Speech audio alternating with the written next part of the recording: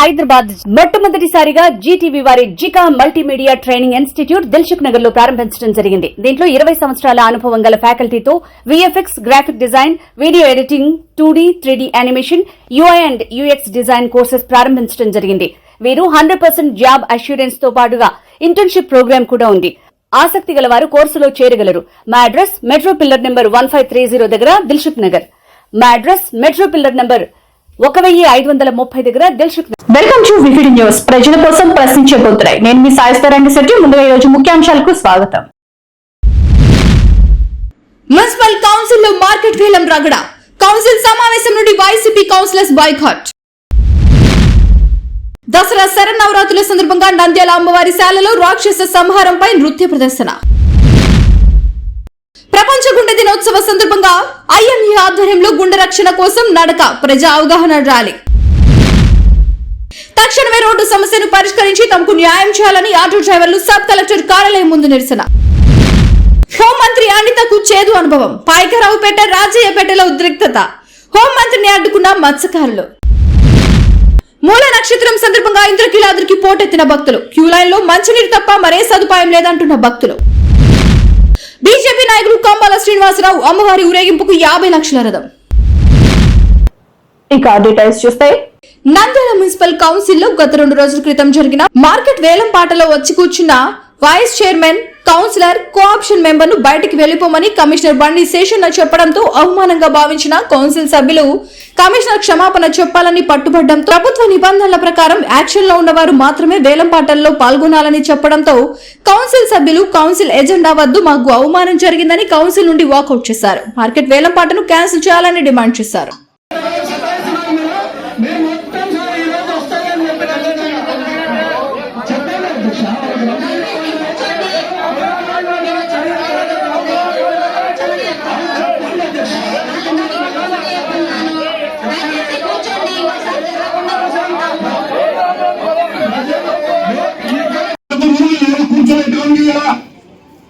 న్యాయం జరుగుతుంది,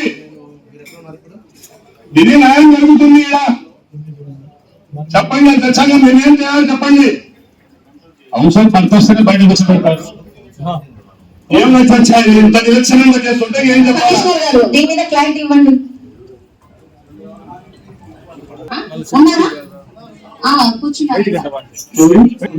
గమనించాలి.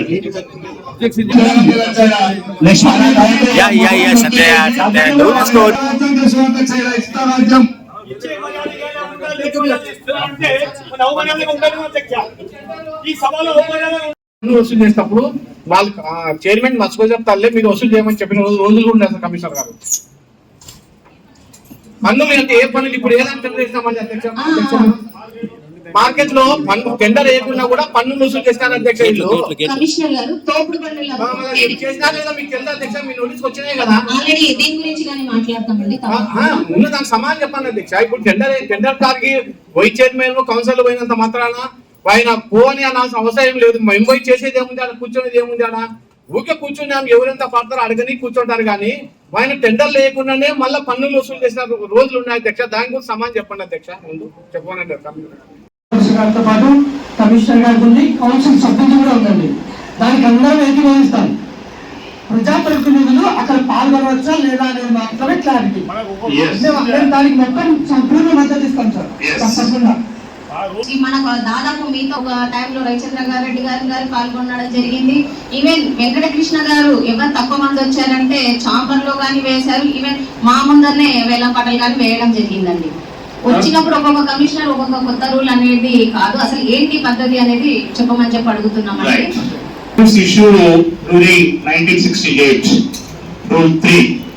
దాని ప్రకారంగా municipal commission is empowered to take options. ఆ ఆప్షన్స్ లో రూల్ 3 లో స్పష్టంగా ఉంది, ఎవరైతే డిపాజిట్ కట్టింటారో వాళ్ళకు మాత్రమే అలౌడ్ ఉంది, ఎవరికి లేదు చెప్పేసి. అన్లెస్ అంటే డిపాజిట్ సెక్యూరిటీ డిపాజిట్ ఆప్షన్ పాల్పంచుకొని ఎవరైతే ఉంటారో అలాంటి వాళ్ళకి మాత్రమే అక్కడ ఉండాలి. వేరే వాళ్ళకు ఒక అవకాశం లేదు అని చెప్పేసి ఉంది. అందువల్ల నేను in the interest of in the interest of administration and municipality. ఇది నేను తూచా తప్పకుండా ఫాలో అయ్యాను.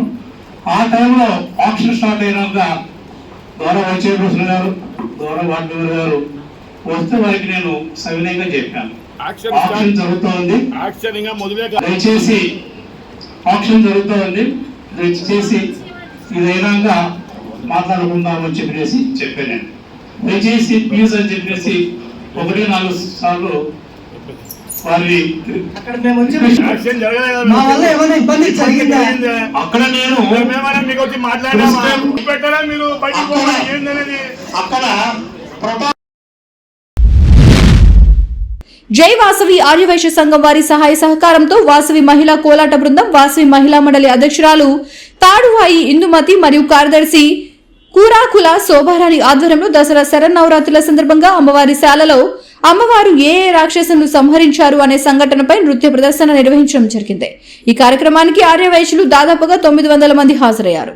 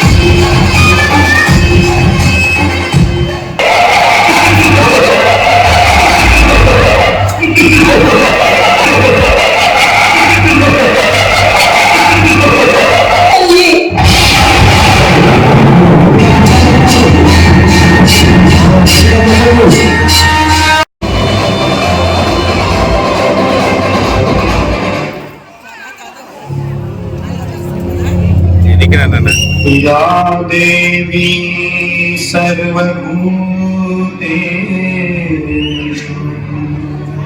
मातृरूपेण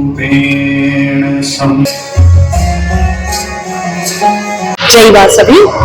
దసరా శరన్నవరాత్రుల సందర్భంగా ఆర్యవైశ్య సంఘం వారి సహాయ సహకారములతో ఆర్యవైశ్య మహిళా మండలి, వాసవి కోలాట బృందంచే నృత్య ప్రదర్శనలు అంగరంగ వైభవంగా జరుగుతున్నాయి.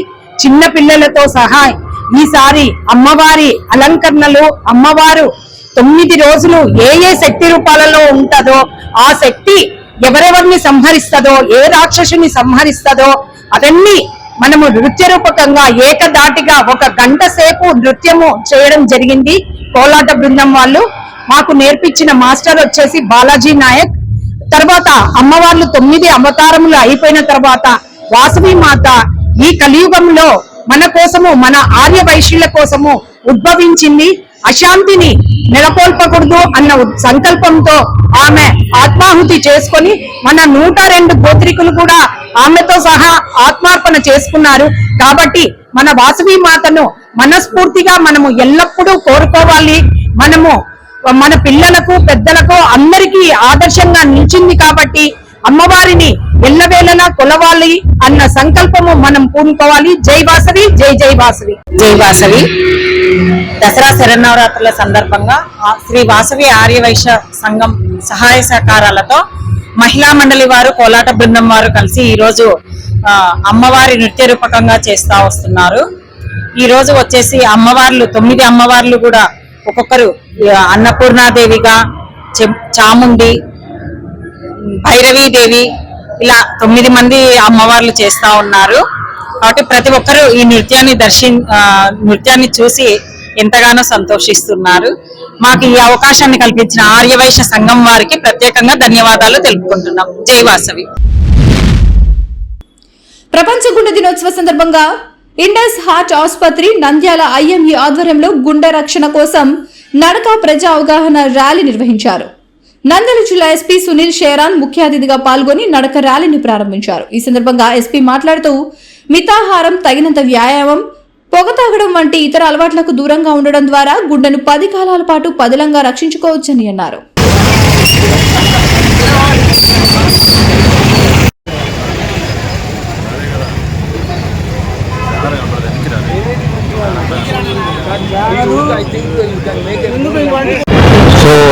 once again, I would want to congratulate Indus Hospital, all their doctors, staff for this very noble initiative that they have taken on the occasion of World Heart Day.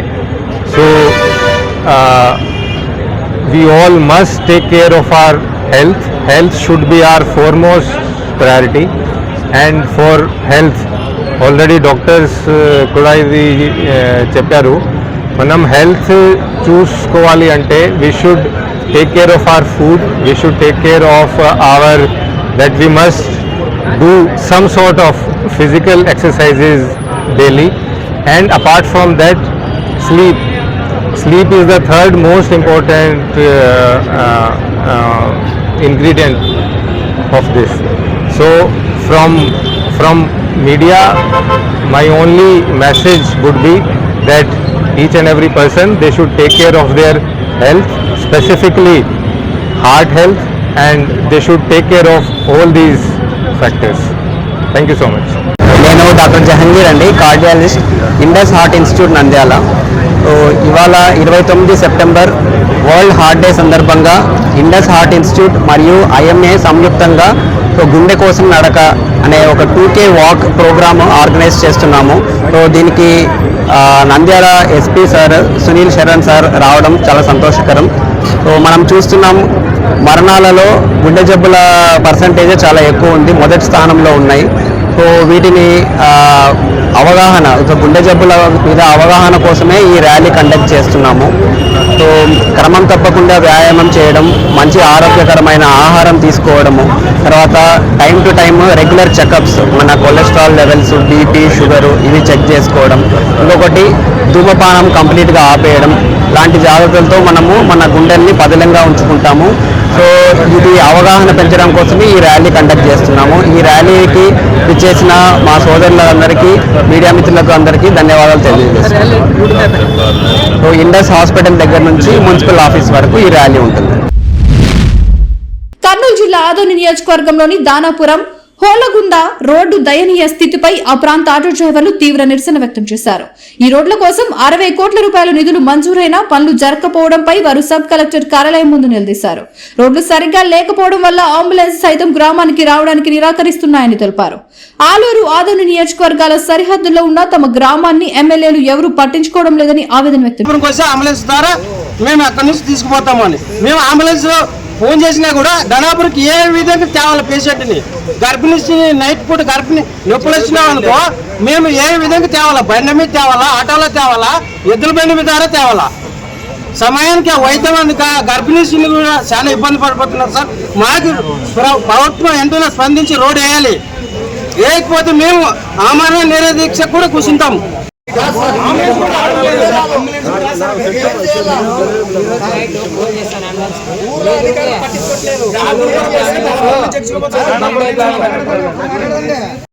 మమ్మల్ని ఎవరైనా అరెస్ట్ చేసుకోండి, వాళ్ళు ఆవులాలు కొట్లాడి దూరు కాలేరు కొట్టినట్లు వాళ్ళు కొట్లాడుకొని ఎమ్మెల్యేలు అక్కడ ఆలూరు ఇక్కడ ఆదోని కాంట్రాక్ట్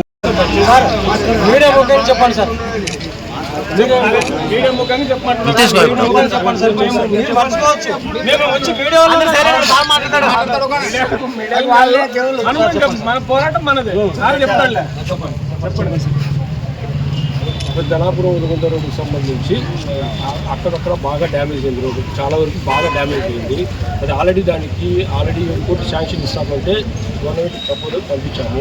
నాకు నుంచి ఫస్ట్ వీక్లో జీవో వస్తామని చెప్పారు. వచ్చిన వెంటనే స్టార్ట్ చేస్తాము. ఒకటి మీన్వైల్ ఈ మధ్యలో అక్కడెక్కడ ఉన్న వాటిని స్కారిఫై చేసి ఒక లెవెల్ చేసేసి ట్రాఫిక్ ఇబ్బంది లేకుండా చేస్తాము. పద్మనాభునికి ఈ ఆరోగ్యం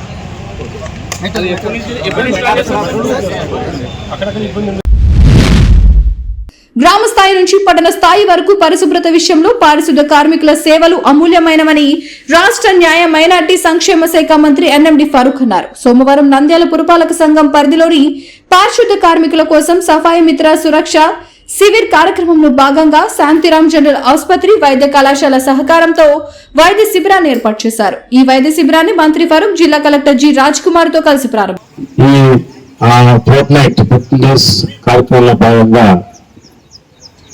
ప్రజలకు అవగాహన కల్పిస్తూ ఉన్నారు. ముఖ్యంగా మున్సిపల్ డిపార్ట్మెంట్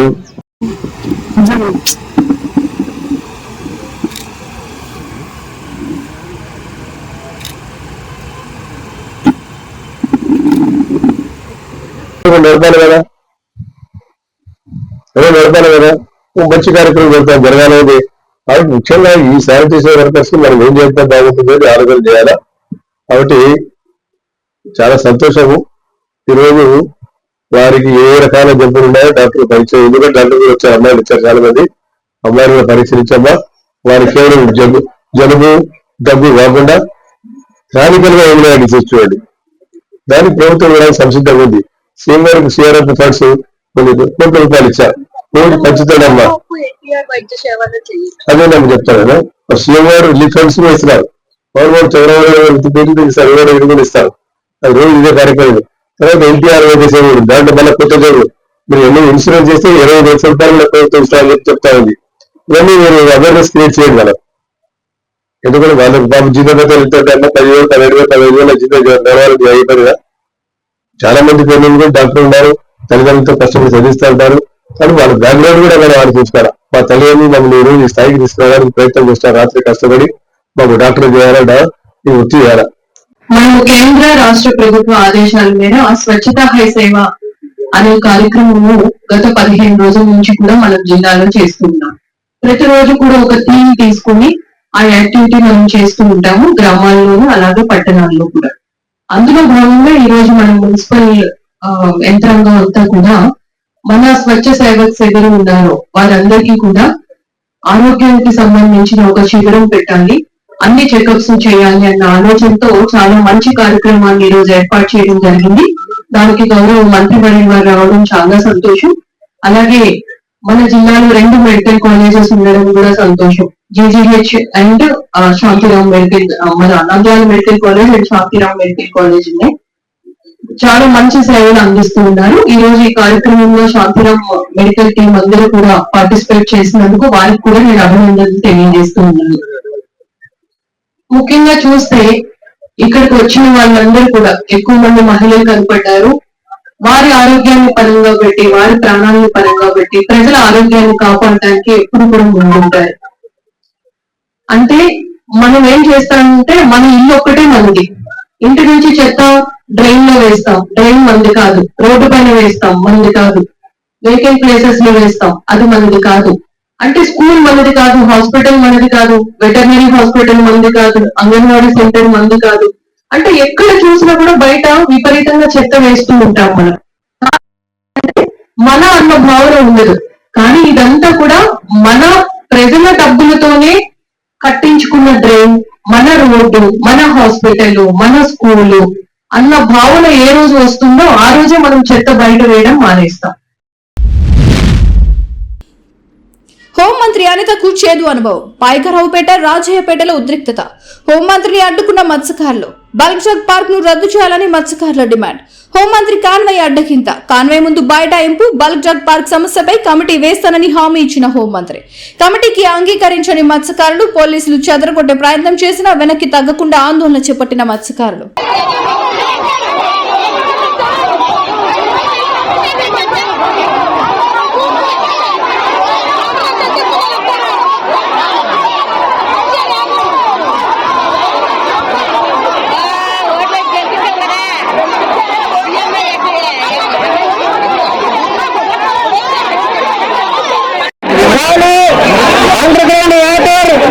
మొత్తం తెల్లడైపోతుందండి. ఈ వాటర్ పోవడం ద్వారా కానీ, ఈ పాలు తీయడం ద్వారా కానీ అనేక ఇబ్బందులు వచ్చాయి. కాబట్టి సగంలో మడంగా చెప్పారు. ఏమని ఊపిరితిత్తుల వ్యాధులు, కిడ్నీ